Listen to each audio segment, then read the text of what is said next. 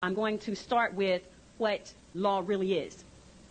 Most of us think that we go into a courtroom and understand the difference between a court and a courtroom, that the people who purport to use law really use words of art to make you believe, in fact, that law is on the table when you walk into a courthouse or a courtroom, when in fact that's not true. And I would like to share with you tonight, regardless of your religious persuasion, what law really is. Law, and as Muslims would say, all law, is A-L-L space L-A-W, all law, all law. So for anyone who's of a Christian persuasion, don't be misled, and when you hear the term all law is God, all right? That is also what we would say in lawful terms a misnomer. Allah is not God. God has no capacity and no standing to all law, because God means governmental ordinance departments. There is no comparison. Now, who can use law? Law can only be used by people who are in their sovereign capacity. And as I will share with you tonight, the majority of the people in the world, and I'm not going to get into all of the details about that, but the majority of the people in the world, 99% of them live in slavery today.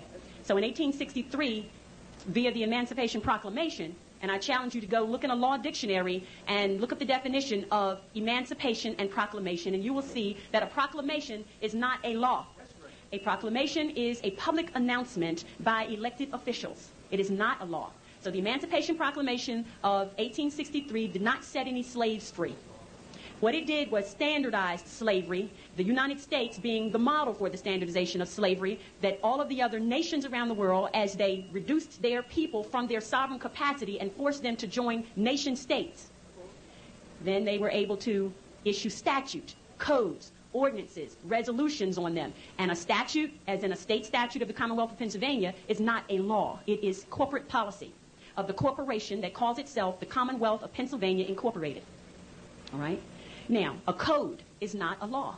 The United States codes, the code of the laws of the United States of America that are used in federal court and the Supreme Court, are not law. They are what they say they are. They are codes, ordinances, and resolutions of a municipality of the city of Philadelphia, which is a private, non-profit corporation that calls itself the city of Philadelphia. An ordinance and a resolution, as in parking ordinances, they are not law. They are what they say they are. They are ordinances and they are resolutions. All right? And the reason they are not law is because the only people who can issue law are people who are acting in their sovereign capacity. And the people who sit in these seats as elected officials are not, in fact, in their sovereign capacity. They are in a corporate ward status, meaning that they are wards of the state. They are members of the corporation, which is a nonprofit, that calls itself the Commonwealth of Pennsylvania. And as long as they have a birth certificate on record with the Commonwealth of Pennsylvania, with that birth certificate being a contract, a birth certificate is a contract, and as long as you have a contract with the Commonwealth of Pennsylvania Incorporated, you belong to them, and that's what slavery really is. All right? So who can use law? If you are a member of a corporate ward state, if you are a member of a corporate ward nation that calls itself the United States of America, you are a citizen. Look in the law dictionary and look up the definition of citizen.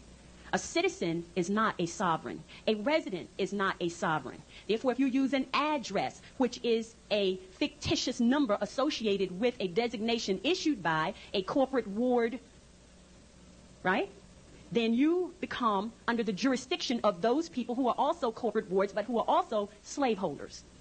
All right? So if you are operating in that capacity, law does not apply to you. If you are a resident of the city of Philadelphia, which is a private, nonprofit corporation, and you say you are a resident of the city of Philadelphia, then the ordinances and the resolutions of that private, nonprofit corporation apply to you. If you are a citizen of the Commonwealth of Pennsylvania Incorporated, which is a private, nonprofit corporation, then the statutes of that nonprofit corporation apply to you.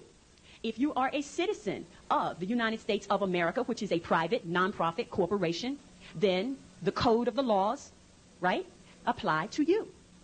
But if you are a sovereign of the Moorish Empire, those ordinances, those resolutions, those codes, those statutes do not apply to you, because you are not a member of the corporate ward state. It's as simple as that. And they understand the difference. This is why on their documents, they use words of art. They use the word label. They use the word person. They use the word address.